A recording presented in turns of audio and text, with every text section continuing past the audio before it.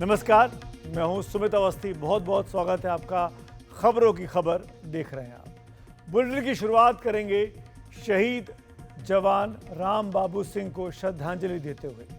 Army के जवान राम बाबू cease fire के उल्लंघन के दौरान पाकिस्तान की गोलीबारी में जम्मू कश्मीर में घायल हो गए थे। इलाज के दौरान उन्हें बचाया नहीं जा सका।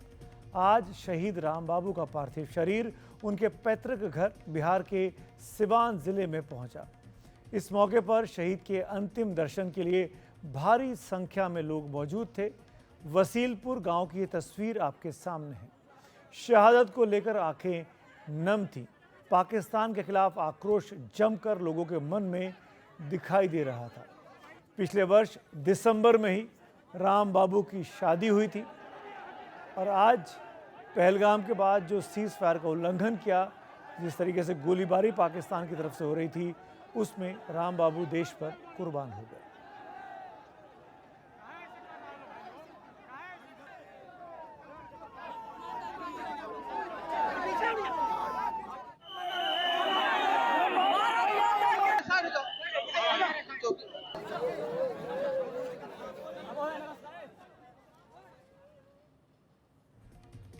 शहीद राम बाबू को हम सब की तरफ से नमन, श्रद्धांजलि। और इस वक्त एक और बड़ी खबर यह आ रही है कि रक्षा मंत्री राजनाथ सिंह कल पुंछ जा रहे हैं। वहां वो सैनिकों से मुलाकात करने वाले हैं। वो जम्मू एयरबेस का भी मुआयना करेंगे, दौरा करेंगे।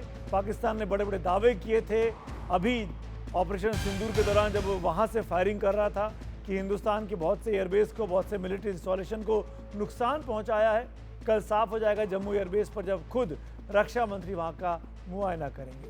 भारत ने पहले ही साफ कर दिया है कि ऑपरेशन सिंदूर जारी है और रक्षा मंत्री का इस वक्त नियंत्रण रेखा के पास जम्मू तक जाना इसकी तस्दीक करता है कि वो अपने जवानों का हौसला बढ़ाए रखना चाहते हैं। कल प्रधानमंत्री आदमपुर पहुंचे थे और अब रक्षा मंत्री जम्मू पहुंचने वाले हैं।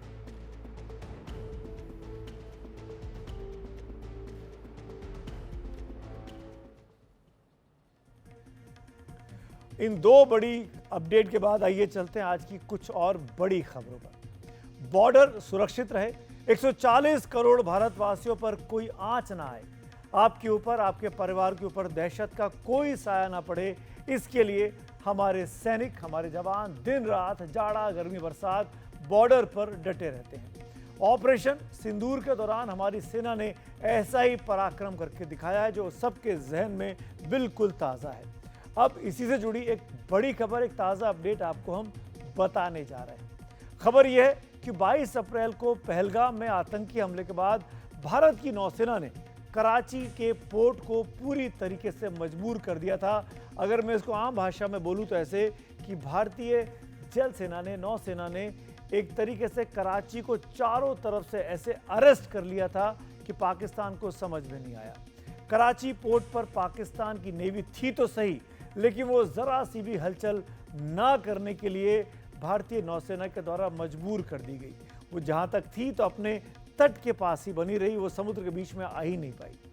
48 से 96 घंटे के भीतर नौसेना ने जो पराक्रम करके दिखाया, उसके बाद पाकिस्तानी नौसेना के पास कोई चारा नहीं बचा था। यानी जिस तरीके से कराची को घेरा, कराची पाकिस्तान की आर्थिक राजधानी है, सबसे बड़ा व्यापारिक केंद्र है, और अगर कराची पर हमला हो गया होता, कराची को भारतीय नौसेना ने निशाना बना लिया होता, मिसाइल दाग दिए होते, तो पाकिस्तान का आर्थिक तौर पर भी सत्यानाश हो जाना तय था। ये सब कुछ कैसे किया था इंडियन नेवी ने, आइए हम अपनी इस खास रिपोर्ट में आपको दिखाते हैं।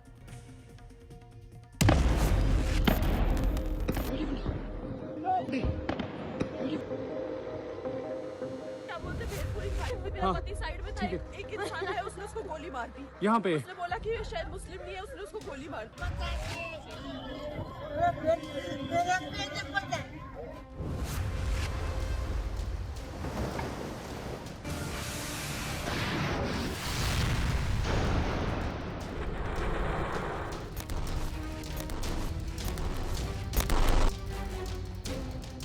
बैसरन की घाटी में पाकिस्तान परस्त आतंकियों की दरिंदगी अभी 2 दिन पहले ही हुई थी।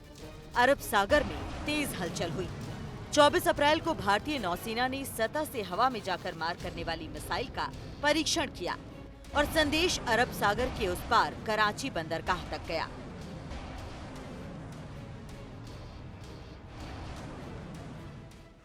मैं बहुत स्पष्ट शब्दों में कहना चाहता हूं, जिन्होंने ये हमला किया है, उन आतंकियों को और इस हमले की साजिश रचने वालों को उनकी कल्पना से भी बड़ी सजा मिलेगी।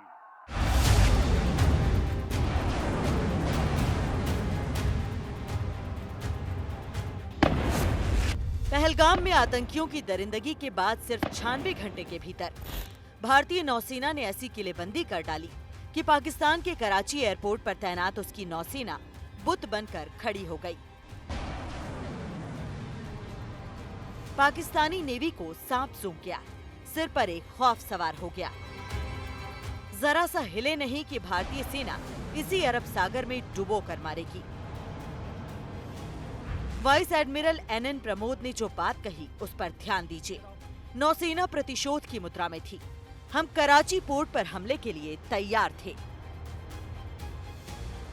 Our forces remained forward deployed in the northern Arabian Sea in a dissuasive and deterrent posture with full readiness and capacity to strike select targets at sea and on land, including Karachi at time of our choosing.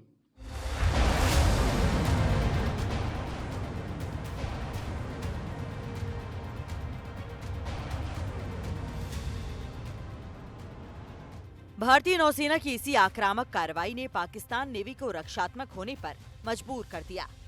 नौसेना का पूरा बेड़ा अरब सागर में जाकर तैनात हो गया। करीब 107 नॉटिकल मील यानी 200 किलोमीटर तक के समुद्री इलाके में एक साथ दबदबा बनाकर रखने वाला एयरक्राफ्ट कैरियर बैटल ग्रुप दुश्मन पर नजर रखने लगा। सिर्फ एक हाँ की देरी थी।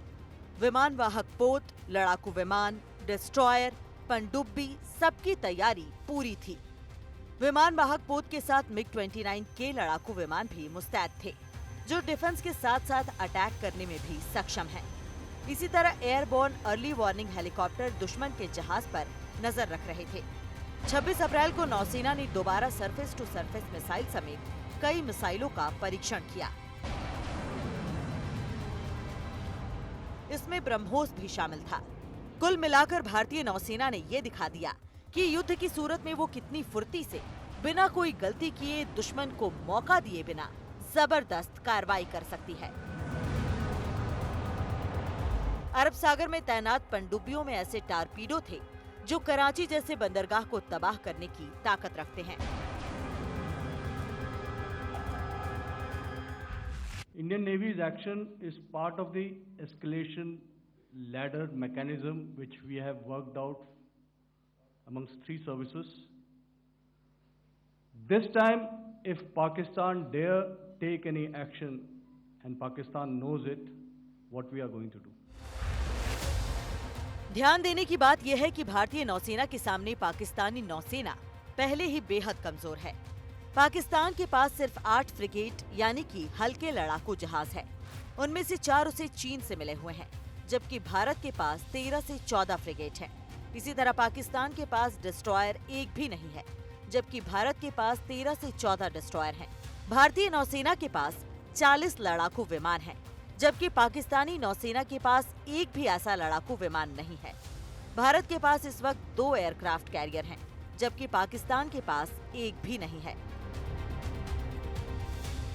भारतीय नौसेना की आक्रामक कार्रवाई का नतीजा रहा कि पाकिस्तानी नौसेना डर के मारे अपने बंदरगाह से बाहर ही नहीं निकल पाई। उसे बराबर डर सता रहा था कि अगर भारतीय नौसेना ने हमला कर दिया तो उसे बचाने कौन आएगा। पहले ही पाकिस्तानी वायुसेना के एयर पावर को भारतीय वायुसेना ने पंगु बना दिया था।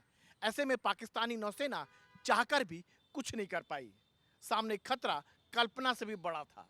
जरा सी हलचल पाकिस्तान के युद्धपोत को तो छोड़िए, पूरे बंदरगाह को भारतीय नौसेना तबाह कर देती। नई दिल्ली में कैमरामैन कानन पात्रा के साथ राजीव रंजन, एनडीटीवी इंडिया। बहुत ही इंटरेस्टिंग फैक्ट है, 2 बार स्ट्राइक्स कर एक बार एयर स्ट्राइक और एक बार सर्जिकल स्ट्राइक कर भारतीय सेना और भारतीय वायुसेना ने पाकिस्तान को मजा चखाया था 2016 में और 2019 में। लेकिन इस बार नौसेना का मूवमेंट पहले किया गया। 22 अप्रैल को पहलगाम का हमला हुआ और अगले 96 घंटे के भीतर भारतीय नौसेना पूरी तरीके से पाकिस्तान में खासकर कराची को फोकस में रखते हुए उसने अरेस्ट कर लिया था। यानी कराची के जहाज जो हैं वो बाहर नहीं निकल सकते थे और नए जहाज कराची तक नहीं पहुंच सकते थे। ऐसी घेराबंदी कराची की इस भारतीय नौसेना ने कर ली थी। क्या क्या किया था भारतीय नौसेना ने, अब इन ग्राफिक्स के जरिए आप समझिएगा। अरब सागर में भारतीय नौसेना की पूरी तैनाती थी, यानी नौसेना का पूरा बेड़ा मोटे तौर पर वो अरब सागर में आ गया था कराची की तरफ। अरब सागर में तैयार थे सरफेस टू एयर मिसाइल का परीक्षण किया गया। बेड़ा जब तैयार हो गया तो सरफेस टू एयर मिसाइल का परीक्षण किया गया। इसी दौरान ब्रह्मोस मिसाइल का भी परीक्षण किया गया। यानी पाकिस्तान के लोग अगर नजर रख रहे होंगे तो वो डरने लगे होंगे कि क्या मिसाइल का मिसाइल परीक्षण भारत किए जा रहा है। कराची पोर्ट तबाह करने वाले टॉर्पीडोज को तैयार कर दिया गया था। टॉर्पीडोज सीधे हमला करता है, बहुत ही खतरनाक हथियार है किसी भी नौसेना का। Multi layer air defence system तैयार था और एयरबॉर्न अर्ली वार्निंग हेलीकॉप्टर से लगातार नजर रखी जा रही थी। विमान वाहक पोत, लड़ाकू विमान, डिस्ट्रॉयर तैनात कर दिए गए थे। यानी कराची से अगर कोई भी हरकत होने की कोशिश होती तो कराची उसमें कामयाब नहीं हो सकता था, पाकिस्तान को कामयाबी नहीं मिल सकती थी। इस तरीके से भारतीय नौसेना, जो कि ताकत में संख्या में पाकिस्तान की दुगनी है, उसने अपने खौफ से पाकिस्तान को कराची के लिए खासतौर पर डरा कर रख दिया था। आइए अब आके अगली खबर की ओर भी चलेंगे, क्योंकि ऑपरेशन सिंदूर को लेकर बहुत सी हलचल देश में आज चल रही है, बहुत सी खबरें लगातार आ रही हैं। एक खबर ऑपरेशन सिंदूर से सीधे तौर पे तो नहीं जुड़ी है, लेकिन एक और इंटरेस्टिंग डेवलपमेंट आज हुआ है और वो ये कि पहलगाम हमले के बाद बीएसएफ के जवान पूनम शॉ, जो कि अनजाने में सीमा पार चले गए थे और उन्हें पाकिस्तानी रेंजर्स ने अपने कब्जे में ले लिया था, आज 21 दिनों के बाद कांस्टेबल पूनम हिंदुस्तान वापस लौटे। ये कैसे संभव हुआ आप भी जानना चाहेंगे, क्योंकि इसको बड़ा मुद्दा विपक्ष बना रहा था, सरकार को घेर रहा था कि आखिरकार बीएसएफ के जवान के बारे में कुछ भी स्टैंड भारत सरकार क्यों नहीं ले रही है। भारत सरकार भले ही पब्लिक में कुछ ना बोल रही हो, लेकिन आज जिस तरीके से सुरक्षित पूनम शॉ लौट कर आए, उससे साफ हो गया कि भारत की डिप्लोमेसी, भारत की कूटनीति, भारत का दबाव पाकिस्तान के ऊपर जो था वो काम आया।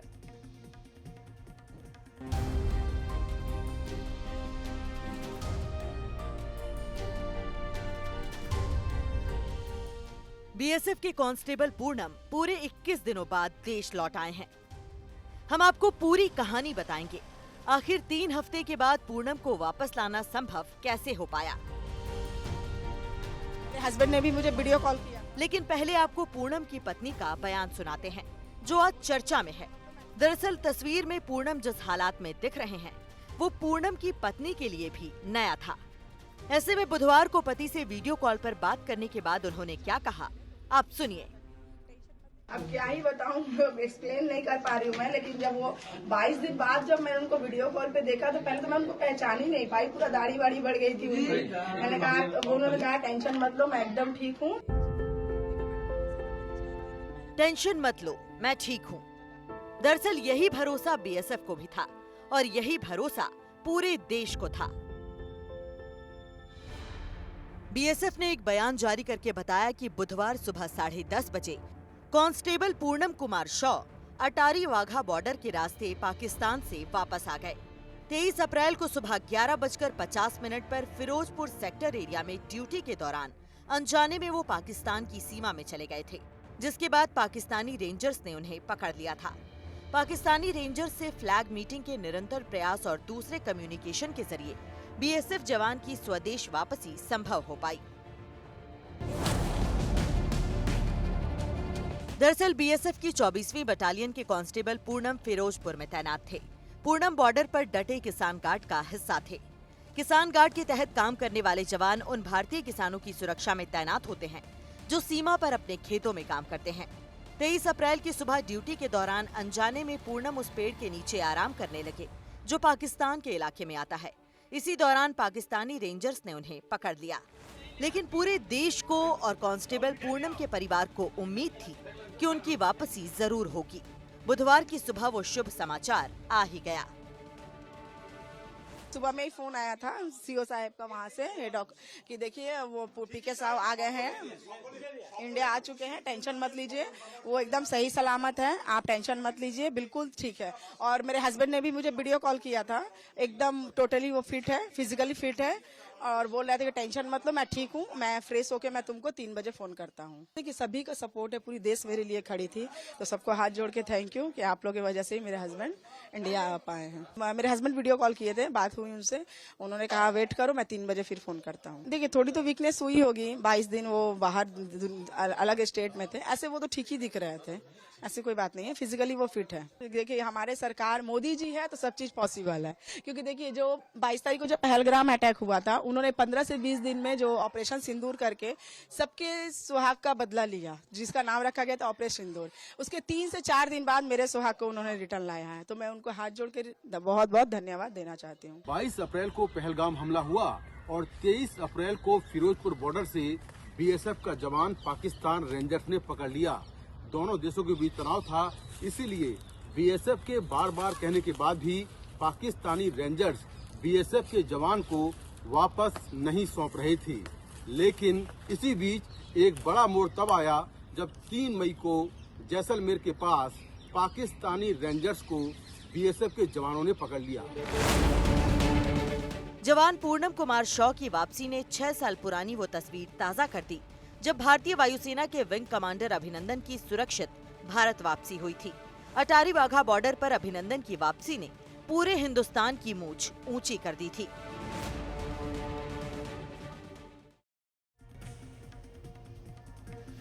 आइए बात करते हैं अमेरिका के राष्ट्रपति डोनाल्ड ट्रंप की, जो बीते 1 हफ्ते से या कहें जब से राष्ट्रपति बने अपने सेकंड टर्म में जिस तरीके उतार चढ़ाव अपने व्यवहार में दिखा रहे हैं, वो रोज लोगों को आश्चर्यचकित कर रहा है। एक ऐसी खबर देखिए आप। अमेरिका के राष्ट्रपति डोनाल्ड ट्रंप ने आज सीरिया के राष्ट्रपति अल शरा उर्फ अल जुलानी से हाथ मिला लिया, उन्हें शानदार आदमी तक करार दिया। ये वही अल जुलानी है जिन पर ट्रंप ने, जी हाँ, इन्हीं ट्रंप ने अपने पहले कार्यकाल में 85 करोड़ रुपए का इनाम रखा था, 85 करोड़।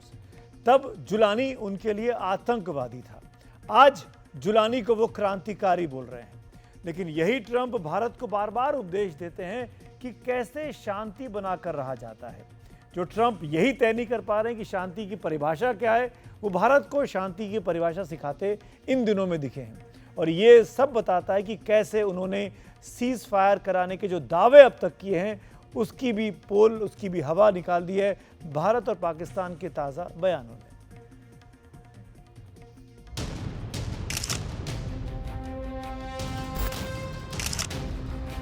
कूटनीति की भाषा में ऐसी मुलाकातों को ही पाखंड कहा जाता है। सीरिया के जिस राष्ट्रपति अहमद अल शरा उर्फ अबू मोहम्मद अल जुलानी को अमेरिका आतंकवादी मानता था, जिसके सर पर $10 मिलियन यानी करीब 85 करोड़ रुपए का इनाम रखा था, जिससे पिछले 25 सालों में कोई अमेरिकी राष्ट्रपति मिला तक नहीं, आज उसके साथ ही अमेरिका के राष्ट्रपति डोनाल्ड ट्रंप गर्मजोशी से हाथ मिला रहे हैं।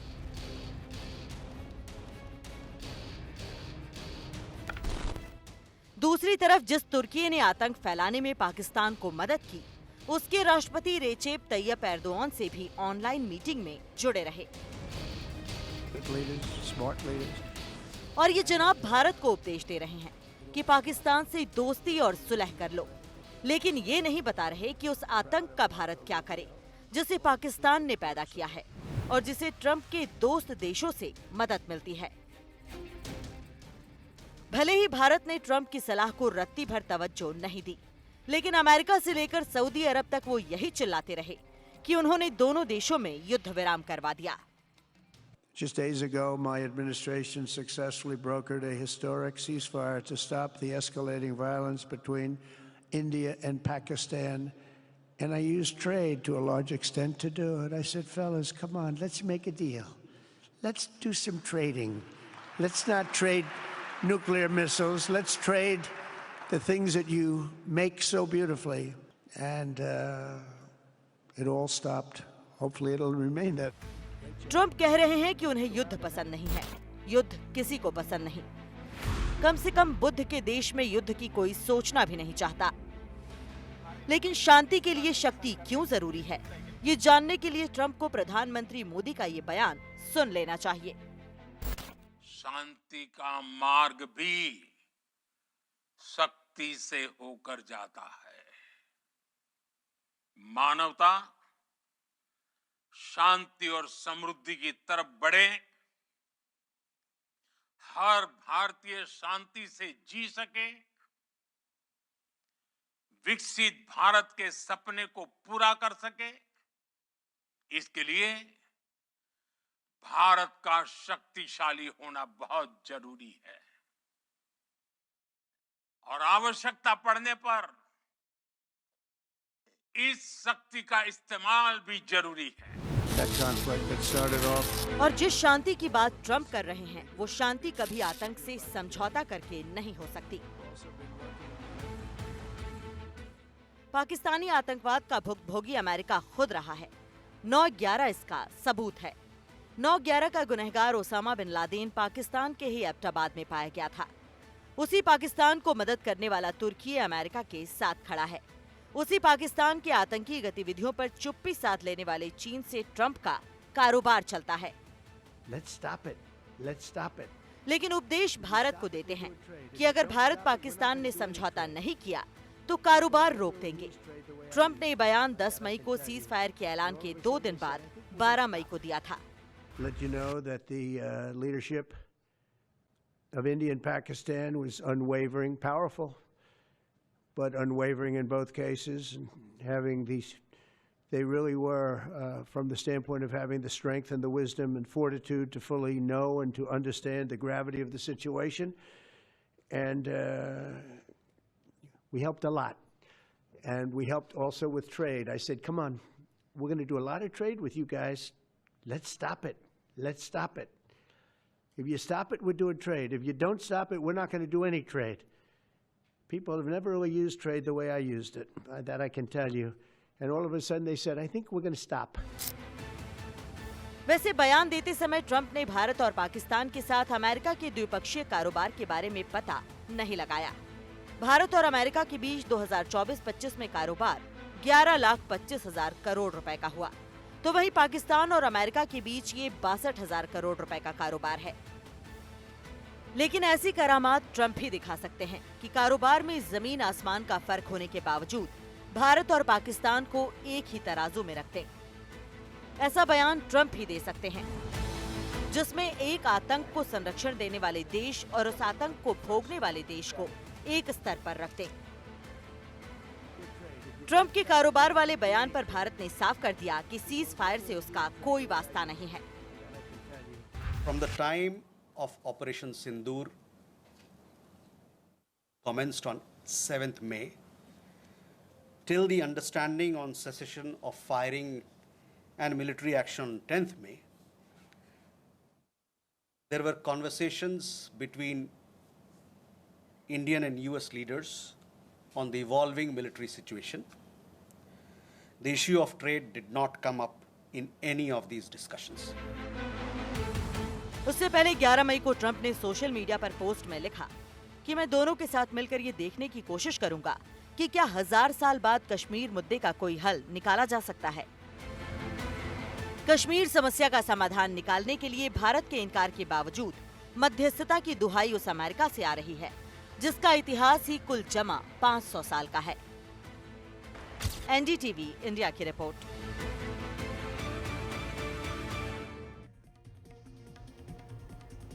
तो ये कहा जा सकता है कि राष्ट्रपति ट्रंप को समझना आसान काम नहीं है। दरअसल जिस दिन से, यानी 20 जनवरी की अगर मैं बात करूं, जिस दिन से राष्ट्रपति ट्रंप ने कामकाज संभाला अमेरिकी राष्ट्रपति का अपनी सेकेंड इनिंग में, तब से लगातार उनके कुछ फैसले ऐसे रहे हैं जो हिंदुस्तान के लिए और खासकर उनके समर्थकों के लिए बहुत ही अजीबोगरीब, जिनको कहा जाए, वो रहे हैं। मैं आपको बारी बारी से ऐसे कुछ फैसले उनके सुनाता हूं जिसको देखकर लगता है कि क्या वो भारत के दोस्त हैं या भारत के दुश्मन हैं। आखिरकार वो ट्रम्प कार्ड क्यों इस तरीके से खेलते हैं? सबसे पहले तो ट्रम्प ने सीज फायर को अपनी कामयाबी बताई। उन्होंने कराया जैसा कि उन्होंने दावा किया, जिससे भारत ने साफ कर दिया कि ऐसा कुछ भी नहीं है। दूसरा दावा जो राष्ट्रपति ट्रंप ने ऑपरेशन सिंदूर के दौरान किया वो ये कि उन्होंने धमकी दी कि वो सीज फायर अगर भारत और पाकिस्तान नहीं करेंगे तो वो व्यापार को भारत और पाकिस्तान के साथ रोक देंगे। इसका भी खंडन भारत और पाकिस्तान दोनों ने किया कि कहीं भी ये बात नहीं हुई कि व्यापार को लेकर अमेरिका की तरफ से कोई धमकी मिली हो। तीसरा उनका अजीबोगरीब फैसला, भारत को दोस्त बोलते हैं और दूसरी तरफ भारत विरोधी पाकिस्तान और आतंक समर्थक पाकिस्तान को और तुर्की को वो दोस्ती वो भी उनको भी दोस्त बोलते हैं। यानी भारत भी दोस्त है, पाकिस्तान भी दोस्त है। ऐसा कैसे हो सकता है जबकि भारत तो पाकिस्तान के आतंकवाद का पीड़ित है? यहाँ पर भी ट्रंप की भूमिका समझ में नहीं आती। चौथा उनका अजीबोगरीब फैसला, ट्रंप ने राष्ट्रपति बनते ही टैरिफ पर किचकिच शुरू कर दी थी और भारत पर बार बार कहा हर मंच से कि भारत सबसे ज़्यादा टैरिफ अमेरिकी सामानों पर लगाता है और उसको लेकर भी काफ़ी खींचतान रही। शेयर मार्केट भी क्रैश किया था, आपको याद होगा। पांचवा फैसला ट्रंप का जो संदेहास्पद है, जिस तरीके से अमेरिका से अवैध नागरिकों को उन्होंने भारत भेजा हथकड़ियों में बेड़ियों में, वो भारत के लोगों को बिल्कुल पसंद नहीं आया था। आपको ये बात याद होगी, इसको याद भी रखना चाहिए। और छठा फैसला जो राष्ट्रपति ट्रंप का आया वो ये कि ब्रिक्स पर ट्रंप की टेढ़ी नजर है, जिसे खत्म करने के मकसद से उन्होंने ब्रिक्स देशों पर 100% टैरिफ लगाने की धमकी दे दी थी। तो राष्ट्रपति ट्रंप कहते क्या हैं, करते क्या और किस अंदाज में करते हैं, इसको लेकर लगातार विवाद बने हुए हैं। और अभी उनके कार्यकाल संभाले बमुश्किल 4 महीने ही बीते हैं। अभी तो उनको पौने 4 साल तक अमेरिका पे अपनी सेकेंड इनिंग का शासन देखना है। आइए आगे बढ़ेंगे, कुछ और खबरों की ओर चलते हैं, आपको आगे लिए चलते हैं। आज खबरों की खबर में हम अगली बुलेटिन के तो अगली खबर के तौर पर जो खबर आपके लिए लेकर आए हैं वो एक और इंटरेस्टिंग जानकारी है। ट्रंप भारत के साथ रिश्तों की मर्यादा का सम्मान नहीं कर रहे हैं, जबकि दुनिया भर के युद्ध विशेषज्ञ मान रहे हैं कि भारत ने ऑपरेशन सिंदूर से अपने लक्ष्यों को हासिल कर लिया है। अपने एक ट्वीट में global war expert John Spencer ने लिखा कि भारत ने एक बड़ी और शानदार जीत ऑपरेशन सिंदूर में हासिल की है। भारत ने अपने रणनीतिक लक्ष्यों को हासिल किया, भारत ने आतंकवाद के बुनियादी ढांचों को नष्ट किया, सैनिकों की श्रेष्ठता दिखाई और भारत ने अपनी निर्णायक शक्ति भी दुनिया को दिखा दी। वहीं डिफेंस पर 560 किताब लिखने वाले ऑस्ट्रेलियाई रक्षा विशेषज्ञ टॉम कूपर ने एनडीटीवी से खास बातचीत की और उन्होंने बताया कि ये भारत की यानी ऑपरेशन सिंदूर जो हुआ ये भारत की क्लियर कट जीत है।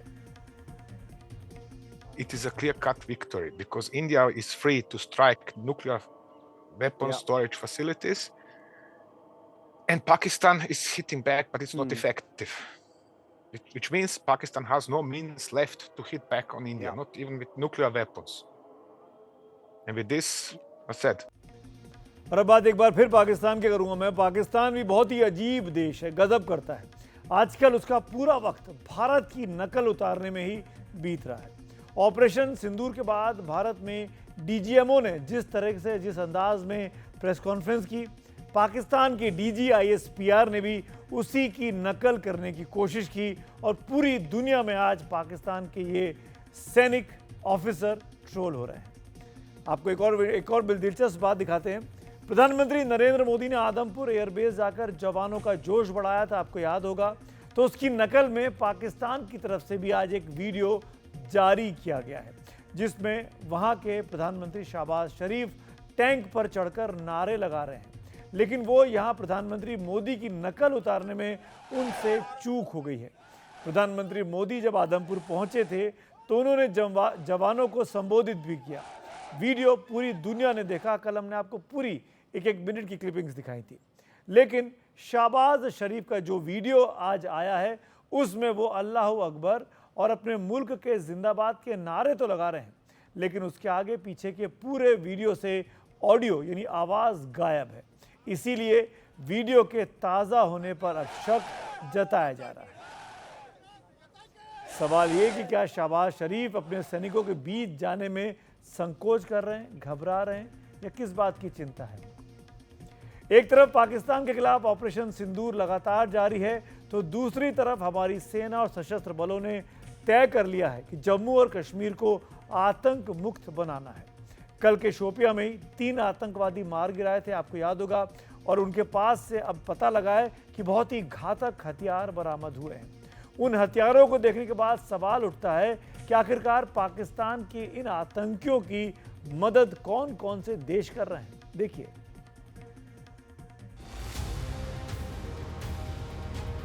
कश्मीर की खूबसूरत वादियों पर आतंक का साया नहीं पड़ता अगर पाकिस्तान नहीं होता, और कश्मीर में आतंकियों को हथियार नहीं मिलते अगर पाकिस्तान के साथ चीन नहीं होता। शोपिया सेक्टर के सुरक्षा बलों ने भारी मात्रा में हथियारों का जो जखीरा बरामद किया है वो पाकिस्तान के आतंकवाद को पर्दे के पीछे से शह देते चीन की चाल हो सकती है, क्योंकि जिस सैटेलाइट फोन से आतंकवादी पाकिस्तान में बैठे अपने आकाओं से बात करते हैं वो सैटेलाइट फोन चीन में बने हुए हैं। ये तस्वीर बता रही है कि आतंक की जड़ें कितनी गहरी थी, लेकिन सेना की मुस्तैदी कितनी अटल है। सरकार और सेना मिलकर युद्ध स्तर पर कश्मीर से आतंक का सफाया कर रही है। सुरक्षा बलों ने यहां से करीब 1 लाख रुपए, करीब 150 कारतूस, 2 AK-47, 10 से ज्यादा magazine, 3 grenade, 3 bullet proof jacket, 2 satellite phone, खाने पीने का सामान, लिखने के पेन और कई मीटर वायर बरामद की है। वहीं 13 मई को भारतीय सेना ने यहीं पर ऑपरेशन केलर के तहत लश्कर ए तैयबा के 3 आतंकियों को ढेर कर दिया। इनके पास से भी AK-47, MPI KMS 72 assault rifle, grenade, mobile phone बरामद हुए थे। साथ ही उन तीनों आतंकियों का पोस्टर भी जारी कर दिया गया है जिन्होंने 22 अप्रैल को पहलगाम में हुए आतंकी हमले को अंजाम दिया था। जहां एक ओर धरती के स्वर्ग कश्मीर को आतंक के साए से आजाद कराना है, तो वहीं दूसरी ओर LOC पर रह रहे हमारे अपने लोगों को आतंक को संरक्षण देने वाले पाकिस्तान की कभी भी होने वाली शेलिंग से भी बचाना है, क्योंकि इस बदलते कश्मीर की तस्वीर में एक दर्द भी छिपा है। वो दर्द जो सीमावर्ती इलाकों में रह रहे लोगों के अलावा कोई नहीं जानता। घर जो मैंने देखे, चाहे पुंछ में, चाहे अपने टंगधार में, उड़ी में, रजौरी में, बाकी इलाकों में जहाँ पे दुकानों पे, मकानों पे जो है बम पड़े, उनको तो नॉर्मलाइजेशन में वक्त लगेगा, लेकिन हमारी कोशिश ये रही कि स्कूल खोलने से कम एक माहौल में एक बदलाव तो आ ही जाता है। इस समय जम्मू कश्मीर में सीमावर्ती इलाकों में लगभग 9,500 बंकर हैं, जो आम लोगों की सुरक्षा के लिए बनाए गए हैं। जब भी दुश्मन की शेलिंग या फायरिंग का अंदाजा होता है तो आम लोग तुरंत अपना घर छोड़कर इन बंकरों में पनाह लेते हैं। जम्मू कश्मीर के मुख्यमंत्री उमर अब्दुल्ला ने आज इन बंकरों का जायजा लिया। वे कुपवाड़ा पहुंचे और उन्होंने देखा कि क्या ये बंकर आम लोगों के लिए सुरक्षित और पर्याप्त हैं। लोगों की अब दोबारा ये बंकरों की बात आ गई है। अभी तक तो कुछ साल ऐसे रहे कि बंकरों की ज़रूरत भी नहीं पड़ी। पहले जो फौरी तौर हमें रिलीफ देना होगा वो हम दे देंगे, उसके बाद मरकज़ के साथ बात करके एक प्लान के तहत सारे इलाके जो इस बार शेलिंग के लपेट में आए उनके लिए हम बंकरों का जो है अरेंजमेंट करेंगे। यह स्थिति सरकार के लिए एक बड़ी चुनौती है। सीमावर्ती गांवों में बंकर की संख्या बढ़ाने और मौजूदा बंकरों की मरम्मत के लिए तत्काल कदम उठाने की जरूरत है। लोग भी अब ज्यादा से ज्यादा बंकर होने की मांग कर रहे हैं। कई परिवार ऐसे हैं जो अपने लिए एक पर्सनल बंकर बनाने में समर्थ हैं, लेकिन ज्यादातर लोग वो हैं जो आज भी आपात स्थिति में सरकार पर ही निर्भर हैं। बेशक आज कश्मीर फिर से अपने नए अध्याय को लिख रहा है, लेकिन वहां के स्थानीय लोगों की सुरक्षा भी देखनी जरूरी है। Bureau report, NDTV India.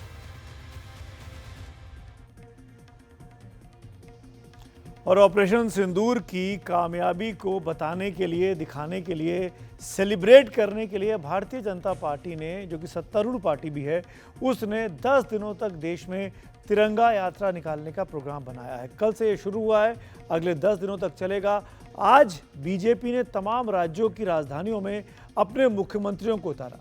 मुख्यमंत्री खुद तिरंगा लेकर निकले और जो कामयाबी ऑपरेशन सिंदूर में भारतीय सेना ने अपने शौर्य और पराक्रम से हासिल की है, उसको जन जन तक पहुंचाने के लिए भाषण दिए, लोगों को बताया कि किस तरीके से भारतीय सेना ने एक बड़ी कामयाबी हासिल की है।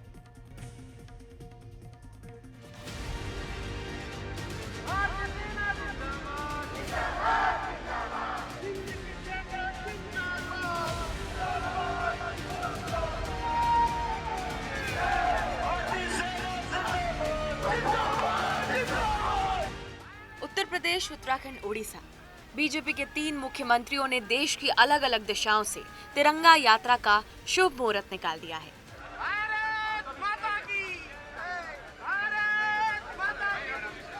तर्क दिया गया कि ऑपरेशन सिंदूर और सीज फायर के बाद जो सवाल उठ रहे थे उनका जवाब भी देना है और सरकार की कामयाबी को जन जन तक पहुंचाना है। ऑपरेशन सिंदूर की सफलता की बाद आज की ये तिरंगा बाइक यात्रा देश की आतंकवाद के खिलाफ अभियान को और शक्तिशाली बनाएगी।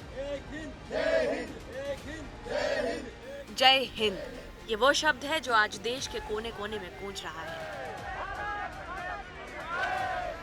ऑपरेशन सिंदूर की अभूतपूर्व सफलता ने भारत की शक्ति को विश्व के सामने रखकर एक नया अध्याय लिख दिया है।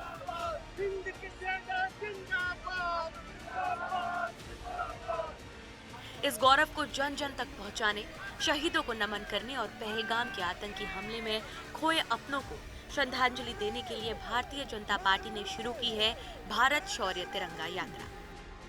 14 मई 2025 से शुरू होकर 23 मई तक यह यात्रा देश के हर कोने में तिरंगे की शान को बुलंद करेगी। लखनऊ में तिरंगा यात्रा के शुभारंभ पर सीएम योगी आदित्यनाथ का संबोधन हर हिंदुस्तानी के दिल को छू गया।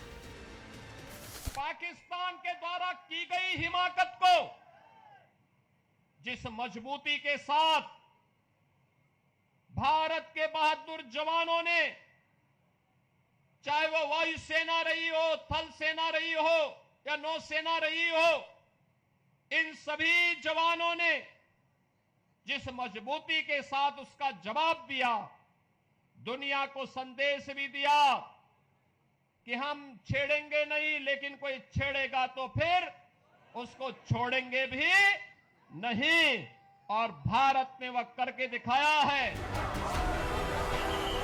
ये तिरंगा यात्रा सिर्फ लखनऊ तक सीमित नहीं है।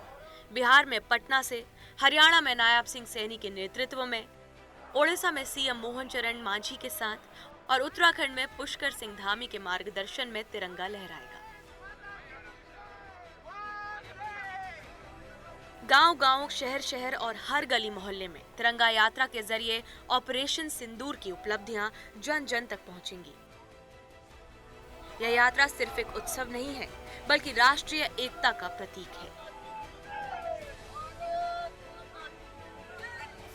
आज इस तिरंगा शौर्य सम्मान यात्रा में आप सभी के साथ चलते हुए मैंने यह महसूस किया कि इस यात्रा में शामिल प्रत्येक व्यक्ति के भीतर एक अलग ही ऊर्जा, एक अलग ही उत्साह और एक नया उमंग दिखाई दे रहा है।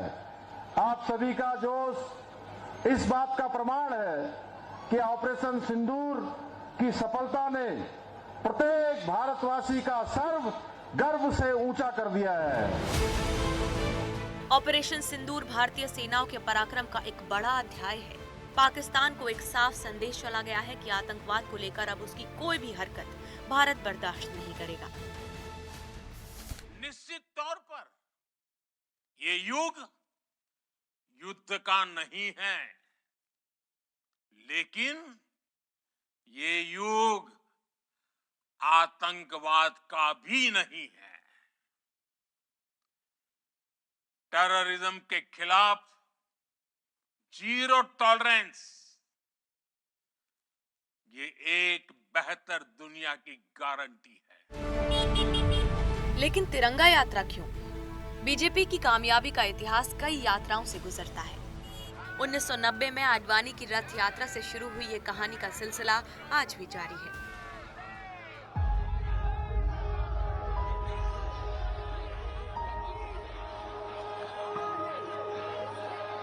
यह यात्रा हर उस माँ को सलाम है जिसने अपने बेटे को खोया, हर उस बहन को जिसका भाई नहीं लौटा।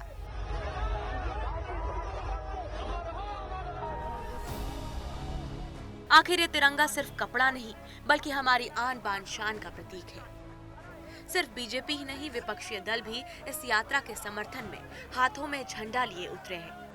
और यही खूबसूरती है हमारे देश की अनेकता में एकता के प्रतीक की। अब वो समय आ चुका है जब आतंकवाद को जड़ से ख़त्म करना है, पाकिस्तान ने दुस्साहस किया, निहत्थे लोगों की हत्या जो पहलगाम में करी, वो भारत की आत्मा पे आक्रमण था और हमारी सेना के पराक्रम और शौर्य का कोई सानी नहीं है। मुझे फ़ख्र होता है भारतीय होते हुए, और 140 करोड़ इस देश के नागरिक हर मज़हब, हर जाति, हर सोच, हर विचारधारा के आज एक हुए हैं। मुझे फ़ख्र है इस बात का। हम सब सेना के साथ हैं, सरकार का पूरा समर्थन कर रहे हैं। 10 दिन तक चलने वाली ये तिरंगा यात्रा न सिर्फ ऑपरेशन सिंदूर की गाथा को गाएगी, बल्कि देशवासियों में एकता और शौर्य का संदेश भी देगी।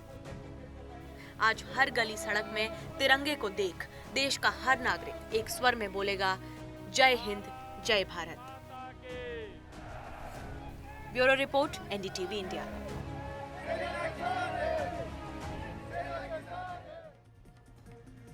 आपने इंडियन आर्मी के अक्सर कुछ ऐसे वीडियोस देखे होंगे जिसमें कुछ सैनिक एक गाने पर डांस करते हैं, और ये गाना है बदलू राम का बदन, और असम रेजिमेंट के ऑफिसर्स और जवान इसी गाने पर थिरकते हुए नजर आते हैं। असम रेजिमेंट सेना की सबसे पुरानी रेजिमेंट है और बदलू राम इस रेजिमेंट का एक मशहूर गीत है। आपको जानकर हैरानी होगी कि बदलू राम का राशन खाकर ही कई सैनिकों की जान बची थी। आपको इस गाने का एक इतिहास दिखाते हैं। बदलू राम का बदन जमीन, तो हमें उसका राशन मिलता है। हालेलुया, हालेलुया साबस, हालेलुया, तो हमें उसका राशन मिलता है। असम रेजिमेंट के जवान जब ये गीत गाते हैं तो शौर्य का एक इतिहास चिलबिलाने लगता है। इस गीत के तार दूसरे विश्व युद्ध से जुड़े हैं।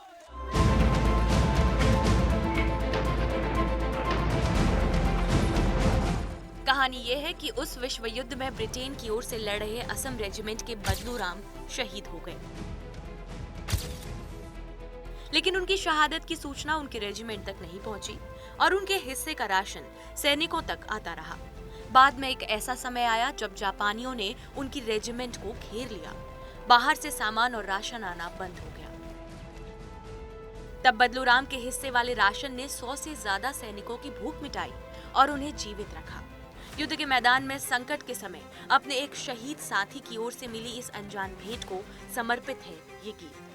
बदलू राम का बदन जमीन, तो हमें उसका राशन मिलता है।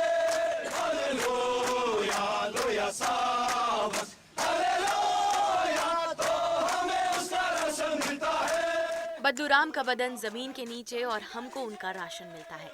ये गीत अब सिर्फ असम रेजिमेंट ही नहीं बल्कि हर किसी का फेवरेट है।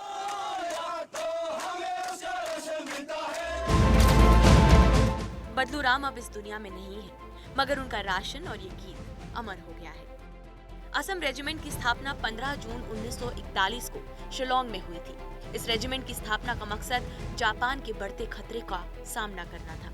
रेजिमेंट की पासिंग आउट परेड के दौरान जब सैनिकों की भर्ती होती है तो इस गीत पर शिलोंग के रेजिमेंट सेंटर पर जश्न मनाया जाता है। हमें उसका राशन मिलता है। हालेलुया, हालेलुया साबस, हालेलुया, तो हमें उसका राशन मिलता है। भारतीय सेना में बदलू राम का बदन एक सुपर हिट गीत है और आज भी इस पर लोग बाग रिलैक्स करते हैं। जवानों को उत्साह बढ़ाने के लिए गीत अक्सर रेजिमेंट्स में बजाया जाता है। आज मेरे साथ इसी नोट पर खबरों की खबर में इतना ही। शुभ रात्रि।